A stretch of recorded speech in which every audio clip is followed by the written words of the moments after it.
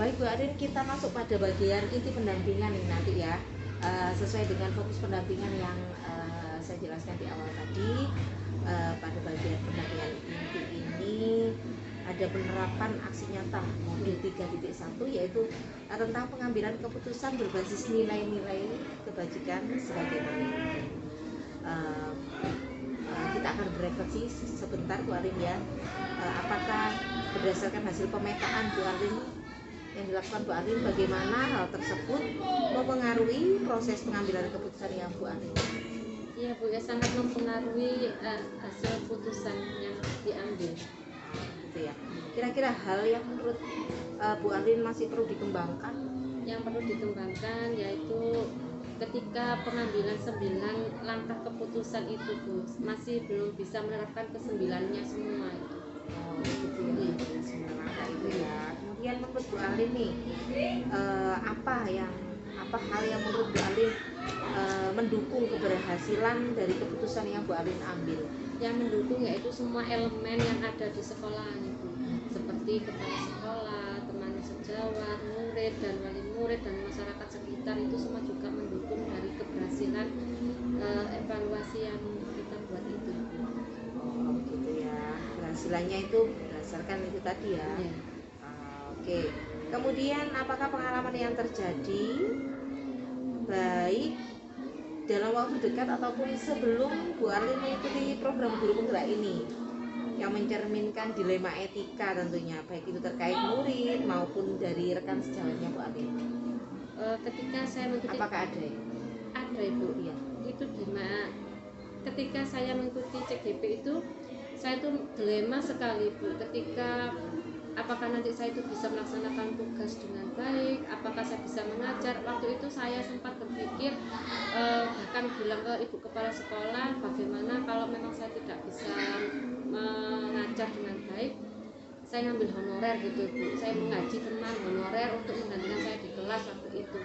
Terus setelah pembukaan awal orientasi itu, Bapak PGP itu bilang kalau tugasnya itu tidak dilaksanakan di siang hari, bisa tidak dilakukan di jam sekolah, jam kelas itu Bu, di luar kelas.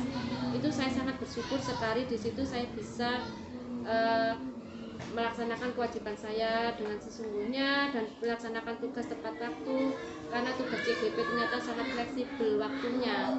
Terus saya juga dibilangin ibu kepala sekolah kalau memang betul-betul membutuhkan bantuan, silahkan, nggak apa-apa menghonor teman honorer kita gitu. Itu dari pengalaman Bu Arin pribadi ya. Untuk yang misalnya Bu Arin punya pengalaman lain tentang dilema etika di dalam kelas, mungkin dengan murid atau teman sejawat? Di kelas itu ada Ibu, murid saya dulu itu namanya Nabila. Itu anaknya pandai, anaknya pintar. Dia itu semacam kayak diolok-olok sama temannya satu kelas itu Ibu. Diolok-olok karena Nabila ini jarang mau memberi contekan kepada teman-temannya. Dianggap itu egois, dianggap itu kayak apa ya Bu, arek pinter itu kayak mentang-mentang apa-apa pilih nomor 1, makanya nggak mau berbagi gitu Ibu. Iya. Terus letak dilema etikanya di mana ini? Letak dilema etika saya itu mau apa itu Bu, kayak sebenarnya si Nabila itu baik, benar. Kalau anak kan dalam itu tidak boleh mencontek, tidak boleh apa gitu. Akhirnya kan teman-temannya itu tidak mau tahu gitu loh Bu ya. Akhirnya saya kebenaran lawan kesetiaan Bu sama teman. Jadi saya itu memberi murid saya ajak duduk bersama, saya ajak bicara. Sebenarnya sikapnya Nabila ini tidak salah. Kalau masalah PR semua itu harus mengerjakan di rumah, tidak boleh jaga akan Nabila itu gitu Bu. Ya. Kemudian menurut Bu Arin nih, apakah proses pengambilan keputusan yang dilakukan sudah sesuai dengan prinsip dan langkah-langkah pengambilan keputusan yang sudah panjenengan pelajari di modul 3.1?